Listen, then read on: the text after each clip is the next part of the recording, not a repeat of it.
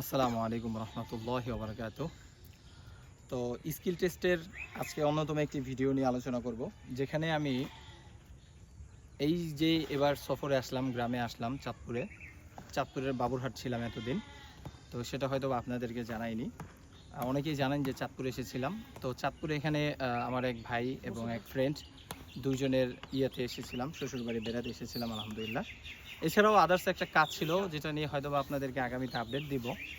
তো এইবার ঈদের পরের দিন কেন দেশে আসা, গ্রামে আসা?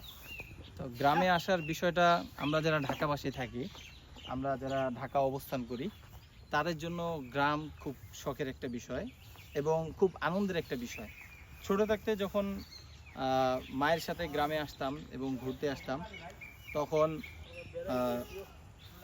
নানু বাড়ি বেড়ানো, মামা বাড়ি বেড়ানো, ফুফুদের বাড়ি বেড়ানো একটা আমেজ কাজ করতো।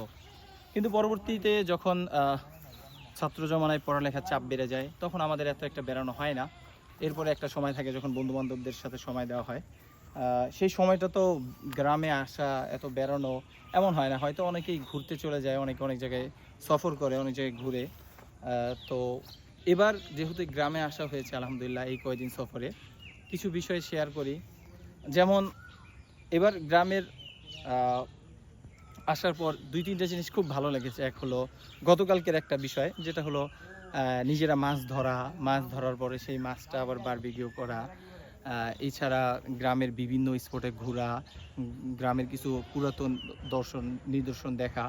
যেমন কিছু বাড়ি আছে অনেক পুরাতন, এবং কিছু কিছু অঞ্চলে এমনভাবে থাকা, যেমন কিছু গ্রামের বাড়ি এমনই থাকে যে বাড়ির ভিতরে ঘাটলা থাকা, বিশেষ সুবিধা থাকা, বিশেষ পর্দার সুবিধা থাকা, এছাড়াও নিজস্ব খামার থাকা।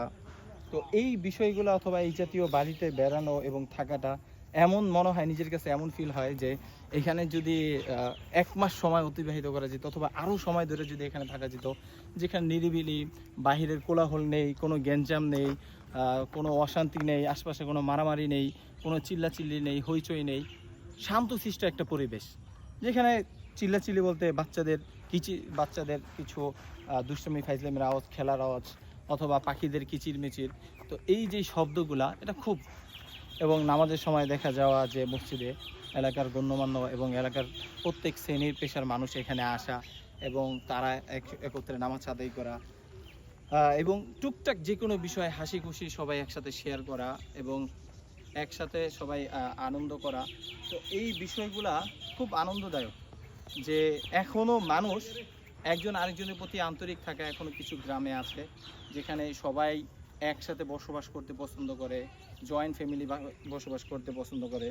আর ঢাকা শহরের পরিবেশটা এমন হয় যে এই ফ্ল্যাটের মানুষ মারা গেলেও ওই ফ্ল্যাটের মানুষ যাওয়া, অথবা তাদের সাথে দুঃখ শেয়ার করা এমন খুব কম আছে। আর দিন দিন এতটাই করুণ পরিস্থিতি হচ্ছে যে ঢাকা শহরে থাকা মানে ব্যস্ততার উচ্চ শিখরে থাকা। আর এখন ওয়াইফাই সহ অন্যান্য আদার্স যে সমস্ত ডিভাইস আমাদের ঢাকা কেন্দ্রিক সহকারে আমাদের দেশে এসেছে, তো এই ডিভাইসগুলো এবং এই জাতীয় বিষয়গুলো আমাদেরকে এমন করে ফেলেছে যে মানুষের সাথে চলা, বাহিরে যাওয়া, ঘুরতে যাওয়া, একসাথে খেলাধুলা করা, একসাথে কিছু সময় অতিবাহিত করা, এই সময়টা থেকে আমাদেরকে অনেক দূরে নিয়ে গেছে।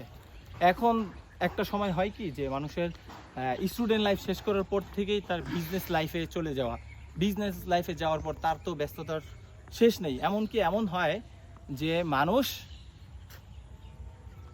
শুধু বিজনেসটাকে কিভাবে গ্রো করবে, অথবা ব্যবসা নিয়ে কীভাবে চিন্তাভাবনা করবে, অথবা আরও টাকা কিভাবে ইনকাম করবে, সেই চিন্তাভাবনা থাকে। কিন্তু একসাথে সময় কাটানো, একসাথে ফ্যামিলিকে সময় দেওয়া, একসাথে বন্ধুবান্ধবদের সাথে সময় দেওয়া, বন্ধুবান্ধবের সাথে ঘুরতে যাওয়া, অথবা বন্ধুবান্ধবদের সাথে খেলাধুলা করা, অথবা কোথাও বেড়াইতে গেলেও সেই বেড়ানোর আমেজ একসাথে ভোগ করা। এবং এমনও পরিস্থিতি বর্তমানে দেখা যায় যে মানুষ বেড়াতে গেলে কিছু কিছু জায়গায় যে সাদরে গ্রহণ করে নেওয়া তো দূরের কথা, তারা কিছুদিন থাকার পরে তাদের ভিতরে একটা অভক্তি কাজ করা, যে এই মেহমান কখন চলে যাবে, অথবা যাই হোক, এগুলো সাধারণত ধার্মিক ফ্যামিলিতে খুব কম থাকে, অথবা যারা বড় মনের মানুষ তাদের খুব কম থাকে। কিন্তু নর্মালি এখন পরিস্থিতিটা এমন হচ্ছে যে মানুষ অন্যের জন্য করা, মানুষ অন্যের জন্য কিছু ব্যবস্থা করা, অন্যের জন্য কষ্ট করা, এগুলো খুব কম মানুষই দেখে। তো যাই হোক, এবারে সফরে আরও অনেক কিছু শেয়ার করার ছিল, যে আসা যাওয়ার ব্যবস্থাপনা, এছাড়াও থাকা খাওয়া, আরও কিছু বিষয় ছিল যেটা আমার কাছে ভালো লেগেছে। তো আশা করি এবারের এই সফরটা এমন সফর হবে কি না, অথবা এমন সময় কাটানো হবে কি না আগামীতে বলা যায় না, কিন্তু এতটুকু বলতে পারি যে মনে রাখার মতন কিছু বিষয় আমাদের হয়েছে আলহামদুলিল্লাহ, যা আমাদের দীর্ঘ সময় মনে থাকবে ইনশাআল্লাহ। তো যাই হোক, আমাদের যে বড় ভাই আছেন এখানে আজকে হয়তো আমাদের সাথে আছেন, কিছুদিন পর দেশের বাইরে চলে যাবেন, হয়তো সেই ভাই আসার আগ পর্যন্ত আর মনে হয় না এইভাবে আসা হবে, অথবা চাঁদপুর বাবুরহাট এইভাবে সফরে আসা হবে।